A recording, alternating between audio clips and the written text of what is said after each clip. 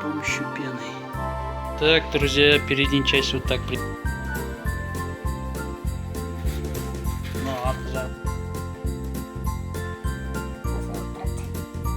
И плечный клей.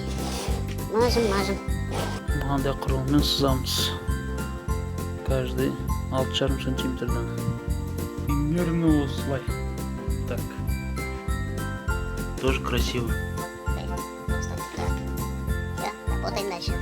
Это второй слой.